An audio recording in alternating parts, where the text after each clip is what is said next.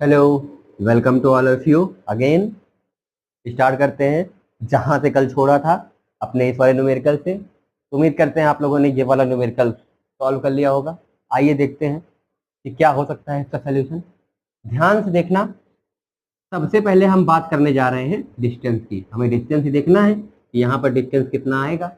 अब देखो, डिस्टेंस के केस में मैंने क्या बताया है कि आपको क्या ध्यान में रखना है, the path covered by the object. अब देखो, ऑब्जेक्ट यहाँ से चला, इस तरीके से ये वाला पाथ कवर करते हुए ये हो आ गया, यहाँ पर रुक गया। तो ऑब्जेक्ट ने ये वाला पाथ कवर किया और यही आपको निकालना है। तो जब हमें डिस्टेंस का केस देखना है तो देखो ध्यान से, एंगल कितना बन रहा है यहाँ पर 120। अच्छा 120 है, फिर से अगेन 120 कितना कितना हो जाएगा 240, और अगेन 120 हो जाए तो कितना हो जाएगा 360। इसका मतलब अगर हम सर्कल की बात कर रहे हैं, यहाँ पर सर्कुलर पाथ है। अब इस सर्कुलर पाथ में हम लोग सिर्फ 1/3 पार्ट की बात कर रहे हैं। तो टोटल जो सरकमफेरेंस है हमारे पास, टोटल सरकमफेरेंस कितना होता है सर्किल का, 2πr होता है। अब कितना पाथ हम लोगों ने कवर किया, 1/3 कवर किया। तो देखिए कितना आ गया हमारे पास 2/3। ये कितना आ गया πr। r की वैल्यू कितनी है 1 मीटर, तो 2/3। और ये पाई, r की वैल्यू तो 1 होती है, तो 1 मल्टीप्लाई होके यही आ गया। तो ये आ गया हमारे पास मीटर। क्या आ गया, ये डिस्टेंस आ गया। क्लियर। हाँ, चाहो तो पाई की वैल्यू भी रख सकते हो 3.14 या फिर 22/7 रख के सॉल्व कर सकते हो, तो आपका न्यूमेरिकल फॉर्म में आंसर आ जाएगा। अब यहाँ पे अगर हम लोग को देखना है डिस्प्लेसमेंट, अब देखो डिस्प्लेसमेंट वाली कहानी को ध्यान से समझना, क्योंकि सर्कुलर पाथ है, यहाँ पे डिस्प्लेसमेंट थोड़ा सा अजीब तरीके से है। डिस्प्लेसमेंट में हमें क्या ध्यान रखना है, initial position to final position, shortest path between initial position to final position. अब इनिशियल ये है, फाइनल ये है, तो शॉर्टेस्ट पाथ कौन सा हुआ, ये क्या हो गया आपका शॉर्टेस्ट पाथ हो गया। अब ये अगर शॉर्टेस्ट पाथ है तो कुल मिलाकर हमें ये वाले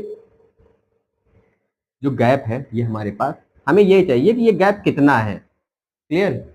इसी गैप को हमें कैलकुलेट करना है। अब ध्यान से देखो, इस गैप को कैसे कैलकुलेट कर सकते हैं। ये 120 है पूरा, हमने यहाँ पे परपेंडिकुलर ड्रॉ किया, एक परपेंडिकुलर ड्रॉ कर दो। अब ये एंगल कितने का बन गया 60 बन गया ना 60। ये वाला भी एंगल कितना हो गया 60 का हो गया। अब ध्यान से देखो, ये हमने आपको क्या क्या इसमें कौन कौन सी चीजें पता है आपको, ध्यान से देखिएगा। ये एंगल कितने का है 60 का है। यहाँ पर आपको बेस के बारे में देखो, अगर हम लोग इसको बेस माने तो बेस के बारे में आपको कुछ नहीं पता। ठीक। ये परपेंडिकुलर एक तो पता है आपको, मतलब पता नहीं है, पता तो करना ही है, कहने का मतलब एक ये वाला हिस्सा पता करना है, और ये वाला हिस्सा आपको पहले से ही पता है। तो क्या यहाँ पे हम लोग साइन थीटा लगा सकते हैं। तो डिस्प्लेसमेंट के लिए अब देखो, सबसे पहले हमें ये हिस्सा कैलकुलेट करना होगा। कहने का मतलब है कि हमें यहाँ से लेकर ये वाला हिस्सा हमें इतना चाहिए। ये अगर हमें मिल जाए तो यही चीज किसके बराबर है, ये इसके बराबर है। तो सबसे पहले हम यहाँ क्या लगा दें, एंगल कितना बन रहा है 60 का एंगल बन रहा है, तो यहाँ साइन थीटा लगा देते हैं। क्या होता है sine theta, perpendicular upon base, sorry hypotenuse. ठीक।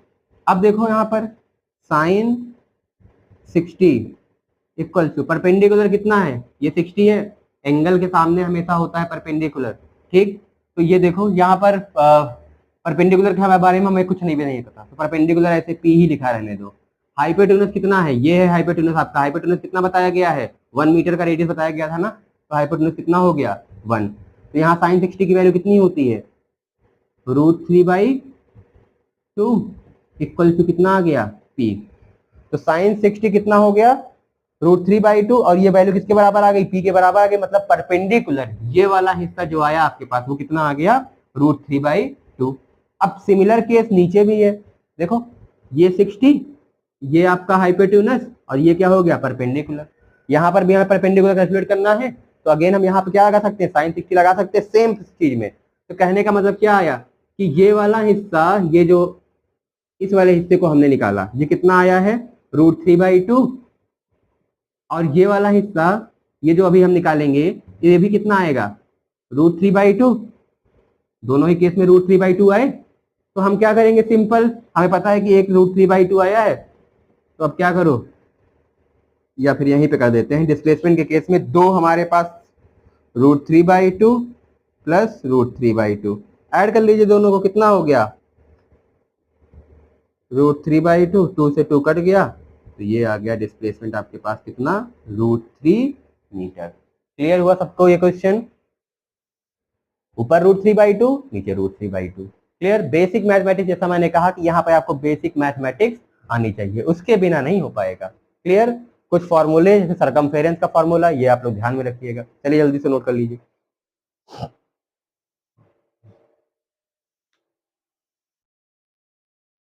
नोट हो गया, रफ कर दें इसको।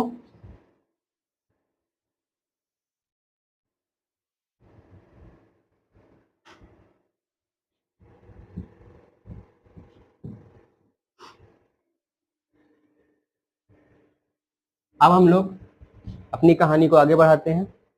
मोशन की ही बात कर रहे थे हम लोग अभी तक, तो मोशन का ही फैक्टर देखते हैं। मोशन के ही फैक्टर में हमें दो चीजें मिली थी। कौन कौन सी दो चीजें, एक हमें मिला था डिस्टेंस और एक हमें मिला था डिस्प्लेसमेंट। तो डिस्टेंस और डिस्प्लेसमेंट की कहानी आई होप आप लोगों को क्लियर हो गई होगी। डिस्टेंस और डिस्प्लेसमेंट रिलेटेड आपके पास बुक होगा, अपने बुक में जो भी न्यूमेरिकल होंगे बुक के न्यूमेरिकल लगाइएगा। क्लियर, आपको सारे आंसर्स मिल जाएंगे। अब देखिए यहाँ पर मोशन में सबसे पहले हम लोग इसके टाइप्स पढ़ने वाले हैं। अब देखो मोशन, तो मोशन के कई टाइप्स है हमारे पास, जैसे रेक्टिलिनियर मोशन हो गया, ट्रांसलेशनल मोशन हो गया, रोटेटरी मोशन हो गया, सर्कुलर मोशन हो गया, कई तरीके के हमारे पास मोशन है। ठीक, लेकिन यहाँ पर हमें किसके बारे में देखना है, सबसे पहले हम लोग देखेंगे, क्योंकि हम लोग क्या पढ़ रहे हैं, मोशन इन वन डायमेंशन। ध्यान रखना, इस चीज को मत भूल जाना कि पढ़ किस चीज को रहे हैं, क्योंकि अगर सर्कुलर पढ़ रहे होते तो वहां पे चीजें बदलने लगती हैं, रोटेशन में पढ़ रहे हो तो वहां पे भी चीजें बदलेंगी।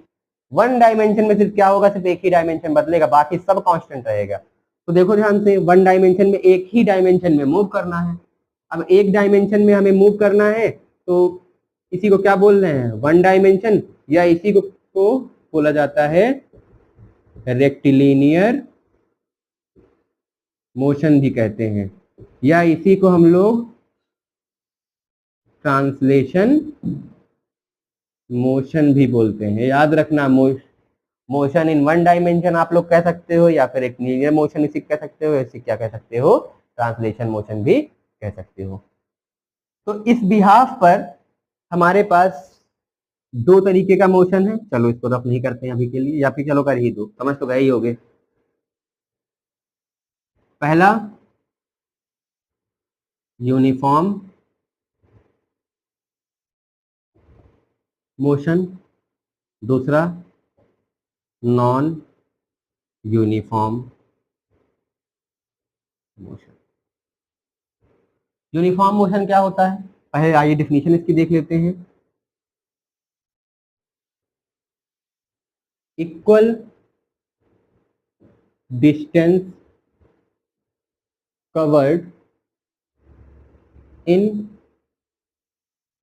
Equal time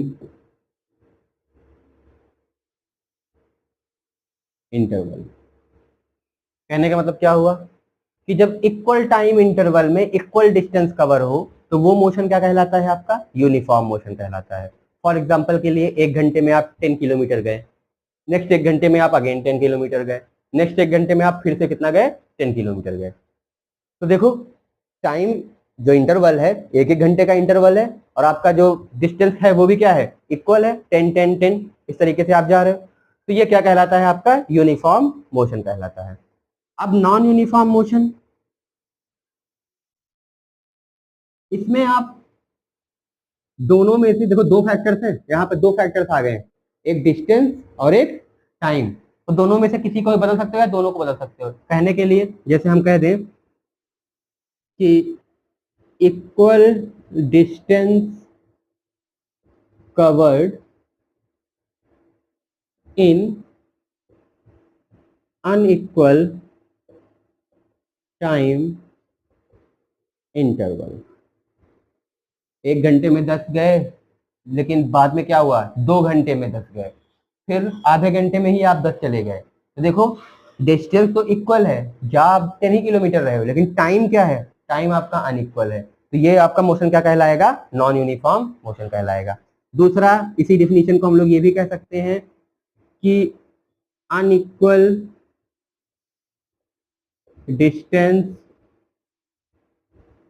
covered in equal time interval. मतलब टाइम इंटरवल आपका सेम है, 1 घंटे में 10 किलोमीटर गए, फिर अगले 1 घंटे में 5 ही किलोमीटर गए, फिर अगले 1 घंटे में सिर्फ 1 किलोमीटर गए या 2 किलोमीटर गए। तो देखो टाइम का इंटरवल आपका सेम है, लेकिन डिस्टेंस क्या हो रहा है, वो आपका बदल जा रहा है, अनइक्वल है। तो ये क्या क्या कहलाएगा, ये भी नॉन यूनिफॉर्म मोशन कहलाएगा। या फिर हो सकता है दोनों बदल जाएं। अब डिस्टेंस भी बदल लो और टाइम भी बदल लो, भाई टाइम भी बदल रहा है आपका, टाइम भी सेम नहीं है, डिस्टेंस भी सेम नहीं है, डिस्टेंस भी बदल रहा है। तो तीसरे, वैसे इतना यहीं तक ठीक है, यही दो आप लोग याद रखिएगा, तीसरा तो मैंने बता दिया। तो वो भी आपका किस में आएगा, नॉन यूनिफॉर्म मोशन में आएगा। समझ गए होंगे, बताने की जरूरत तो है नहीं, क्लियर। एक चलो एक छोटा सा एग्जाम्पल बता ही देते हैं। यहां से यहां तक आना है, 1 1 2 3। तो ये आवर्स में है, ये टाइम है हमारे पास। 0 से 1 आवर मतलब 1 घंटे में आप कितना आए, 10 मान लें, 10 किलोमीटर। नेक्स्ट 1 से 2 आवर में फिर से कितना कवर किया, 10 किलोमीटर। नेक्स्ट 2 से 3 आवर में फिर से कितना कवर किया, 10 किलोमीटर। तो देखिए इक्वल टाइम इंटरवल है, 1 आवर का इंटरवल मिल रहा है आपको, इक्वल इंटरवल तीनों जगह पे। और ये देखिए डिस्टेंस भी आपको क्या मिल रहा है, इक्वल मिल रहा है। तो ये क्या कहलाएगा, आपका यूनिफॉर्म मोशन कहलाएगा। जबकि नॉन यूनिफॉर्म में मैंने क्या बताया कि कुछ भी बदल सकता है। जैसे पहले केस में क्या है, equal distance covered in unequal time, time बदल दो। जैसे कहने का मतलब है कि आप 10 किलोमीटर कवर किए किसमें, 1 आवर में, लेकिन नेक्स्ट आप 10 किलोमीटर अगेन आप कवर किए, बट यहां पे मान लो कि अब आपको लग गया 3 आवर। नेक्स्ट आप लोग अगेन 10 किलोमीटर कवर किए, बट अब टाइम कितना लगा यहां पर, चलो मान लो 2 आवर लग गया। तो देखो अनइक्वल टाइम इंटरवल है, लेकिन इक्वल डिस्टेंस आपका कवर हो रहा है। तो ये क्या कहलाएगा, नॉन यूनिफॉर्म। या फिर इसी को बदल दो, क्या नेक्स्ट वाला क्या था, unequal distance covered in equal time interval. कहने का मतलब है कि 1 आवर यहां पर भी रहे, 1 आवर यहां पर भी रहे, 1 आवर यहां पर भी रहे, बट आपका ये डिस्टेंस पहले में 10, तो दूसरे में 2 मान लो, तीसरे में चलो 5 मान ले। तो देखो यहाँ पर अनइक्वल डिस्टेंस कवर हो रहा है इक्वल टाइम इंटरवल में। तो ये आपका क्या कहलाएगा, नॉन यूनिफॉर्म मोशन कहलाएगा। क्लियर है इतनी बात सभी को, नोट कर लीजिए जल्दी से।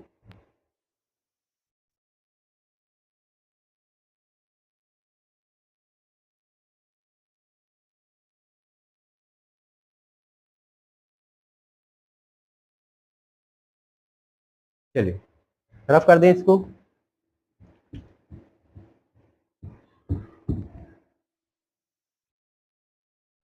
अब देखिए, पढ़ आप लोग मोशन के ही बारे में रहे हैं, लेकिन कैसे अलग अलग फैक्टर्स आपके सामने आते जा रहे हैं। कहने का मतलब है कि मोशन, केस मोशन का ही था, लेकिन पढ़ा क्या हमने, डिस्टेंस और डिस्प्लेसमेंट के बारे में। इसमें भी पोजीशन चेंज हो रही थी, इसमें भी पोजीशन चेंज हो रही थी, तभी तो भाई मोशन हो रहा था, वरना मोशन ना होता, चीजें रेस्ट पे होती। ठीक, अब मोशन की ही चीज है, लेकिन अब हम लोग पढ़ने वाले हैं जो रिलेट करेगा डिस्टेंस से, और जिसका नाम है स्पीड। और यहां पर हम लोग पढ़ेंगे किसके बारे में, वेलोसिटी के बारे में। तो यहाँ को इसको चीज को देख के ही समझ में आ गया हमें कि डिस्टेंस का रिलेशन किससे रहेगा, स्पीड से रहेगा, और डिस्प्लेसमेंट का रिलेशन किससे रहेगा, वेलोसिटी से रहेगा। वैसे आप लोगों को speed equals to distance upon time, ये हम लोग शुरू से पढ़ते आ रहे हैं, बेसिक मैथमेटिक्स में स्टार्टिंग से ही हम लोग पढ़ते आ रहे हैं, फिजिक्स में भी है, छोटे क्लासेस से आप लोग 6, 7, 8 से ही आप लोग ये चीज पढ़ते आ रहे हैं, speed equals to distance upon time. तो इसी तरीके से similar factor velocity equals to क्या हो जाएगा, velocity equals to displacement upon, clear है। तो अभी अब सबसे पहले अब हम लोग बात कर लेंगे पहले तो स्पीड की, उसके बाद बात हम लोग किसकी करेंगे, वेलोसिटी के, है मोशन के ही फैक्टर्स। देखो स्पीड की बात कर रहे हैं तब भी मोशन में है, वेलोसिटी की बात कर रहे हैं तब भी मोशन में है, बस वेलोसिटी क्या है, वेक्टर क्वांटिटी है, और स्पीड क्या है हमारे पास, स्केलर क्वांटिटी है। ठीक, चलिए आइए स्पीड के बारे में देखते हैं।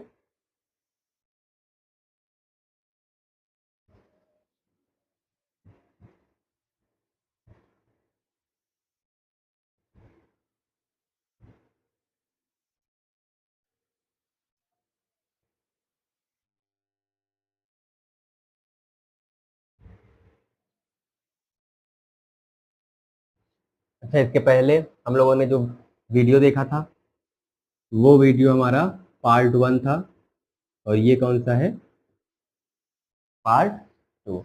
जिन लोगों ने भी पार्ट 1 नहीं देख रखा है वो लोग जाकर पहले पार्ट 1 देखें, उसके बाद ही आप लोगों को ये पार्ट 2 समझ में आएगा। चलिए, तो मोशन में देखा हम लोगों ने कि हमारे पास दो तरीके का मोशन था, एक था यूनिफॉर्म मोशन और एक था non uniform motion. Similar case motion में ही हम लोग क्या पढ़ रहे हैं, स्पीड के बारे में पढ़ रहे हैं। अब स्पीड में भी आपकी एक है यूनिफॉर्म स्पीड, दूसरी है आपकी नॉन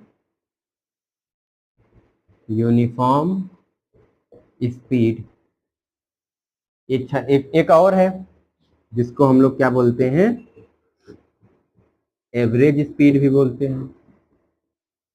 और एक स्पीड और है टाइप, ये सब हम लोग स्पीड के टाइप्स हैं, जिसको हम लोग बोलते हैं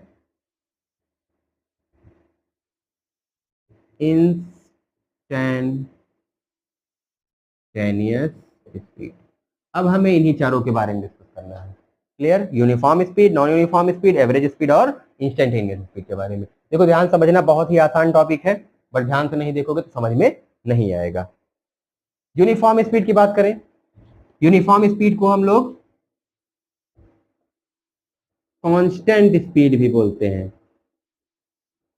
क्या बोलते हैं, कांस्टेंट स्पीड भी बोलते हैं। नॉन यूनिफॉर्म स्पीड को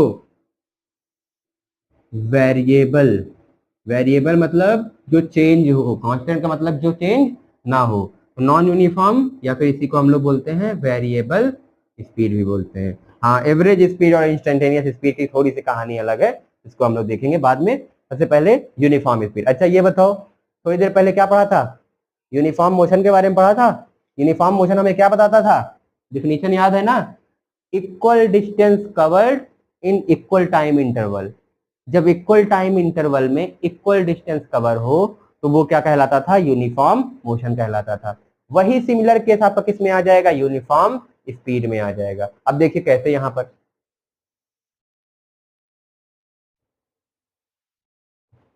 1 आवर में आप लोग कितना गए, 10 किलोमीटर, ध्यान से देखना। फिर नेक्स्ट 1 आवर में कितना गए, 10 किलोमीटर।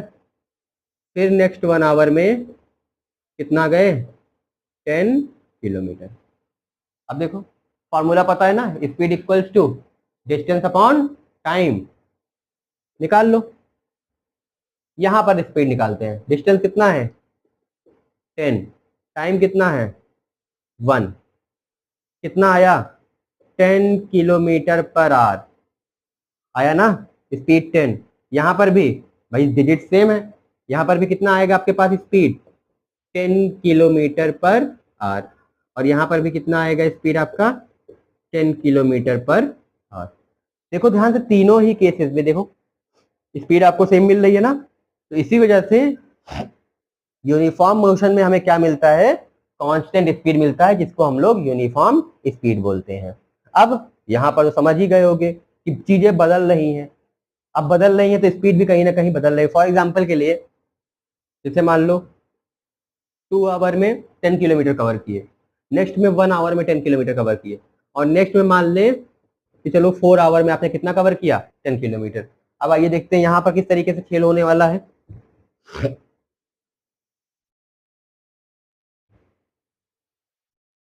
देखो फर्स्ट, अगर हम लोग इस हिस्से की बात करें, चलो ए से बी के बीच की बात करें, तो यहाँ से ए के बीच में, बी से बी, ए से बी के तक के बीच में जो आपके पास स्पीड है वो कितनी हो जाएगी, डिस्टेंस अपॉन टाइम फॉर्मूला होता है। डिस्टेंस कितना, 10 किलोमीटर, टाइम कितना, 2 आवर, कितना आ गया, 5 किलोमीटर पर आवर। इसका मतलब ए से बी के बीच में जो ऑब्जेक्ट की स्पीड है वो कितनी है, 5 किलोमीटर पर आवर की स्पीड है। अब ये ए बी, इसको चलो मान ले सी और इसको मान लो डी। अब बी से सी के बीच की बात करें, ये था स्पीड ए से बी के बीच में। अब हम लोग निकालते हैं स्पीड बी से सी के बीच में, क्या होता है, डिस्टेंस अपॉन टाइम। डिस्टेंस कितना, 10, टाइम कितना, 1 आवर, डिस्टेंस कितना आ गया, 10 किलोमीटर पर आवर। ये देखिए स्पीड आ गई। ठीक, अब हम लोग स्पीड की बात कर ले किसके बीच में, सी से डी के बीच में। तो सी से डी डिस्टेंस कितना, 10, टाइम कितना, 4, कैंसिल कर लो, 2 5 ज़ा 10, 2 2 ज़ा 4, कितना आया सॉल्व होके, 2.5 किलोमीटर पर आवर। देखो अब तीनों ही केसेस में देखो, यहाँ पे अलग, यहाँ पे अलग, यहाँ पे अलग, तो इसी वजह से इसको हम लोग क्या बोलते हैं, नॉन यूनिफॉर्म स्पीड या फिर वेरिएबल स्पीड। मतलब जो आपकी स्पीड चेंज हो वो क्या कहलाती है, वेरिएबल स्पीड कहलाती है। क्लियर है सभी को, नोट कर लीजिए। अब हम लोग बात करने वाले हैं एवरेज स्पीड और इंस्टेंटेनियस स्पीड के बारे में। नोट कर लिया, रफ कर दे रहे हैं।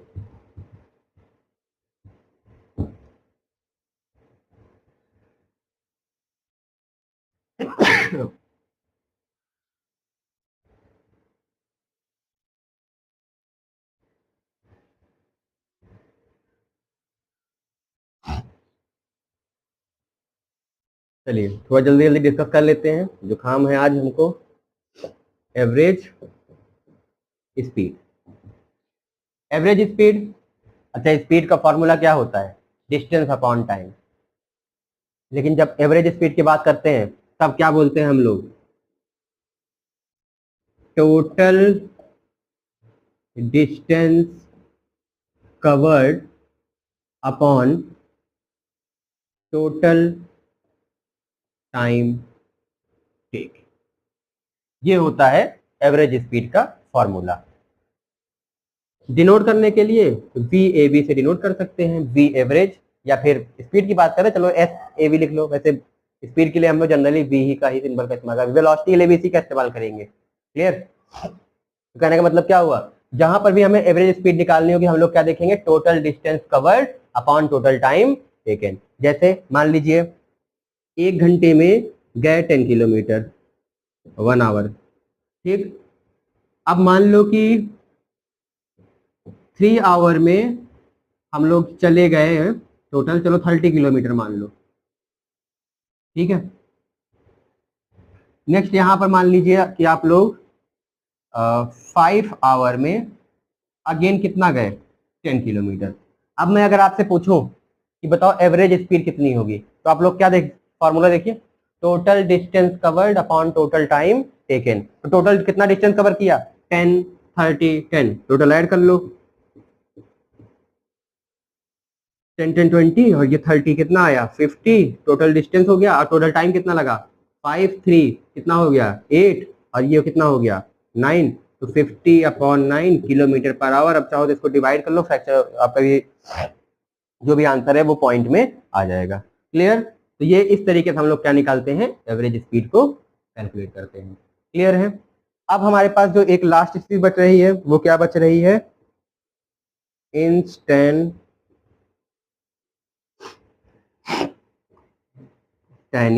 स्पीड बच रही है, यही है। अब इंस्टेंटेनियस स्पीड क्या होता है, देखो नाम से ही समझ में आ रहा है, इंस्टेंटेनियस मतलब इंस्टेंट टाइम पर, किसी पर्टिकुलर टाइम ड्यूरेशन के लिए अगर हम लोग स्पीड की बात करते हैं तो वो कहलाता है हमारे पास इंस्टेंटेनियस स्पीड। जैसे मान लो यहां से ये क्या था, हमारी इनिशियल पोजीशन और ये क्या थी, फाइनल पोजीशन। यहाँ से कोई भी चीज यहाँ तक जा रही है।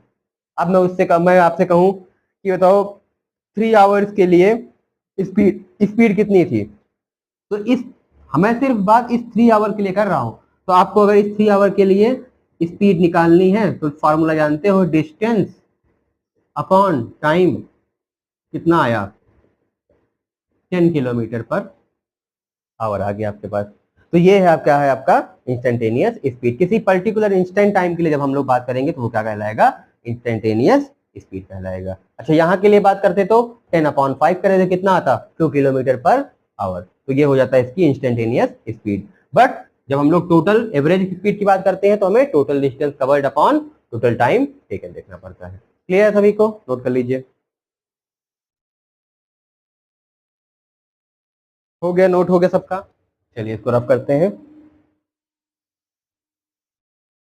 अब इसके बाद है हमारा जो अगला टॉपिक है वो है वेलोसिटी। लेकिन वेलोसिटी को हम लोग कल डिस्कस करेंगे, आज हम लोग स्पीड तक ही रखते हैं। वेलोसिटी के कॉन्सेप्ट को कल डिस्कस करेंगे, साथ ही साथ कल ही आप लोगों को एक्सीलरेशन से भी इंट्रोड्यूस कराया जाएगा। अच्छा, स्पीड की जो कहानी है वो आई होप आप लोगों को क्लियर हो गई होगी। कमेंट करके मुझे बताइएगा कि वीडियो कैसी लगी, समझ में आया, या फिर जो भी चीज ना समझ में आई हो उसके लिए आप हमें वीडियो में कमेंट कर सकते हैं।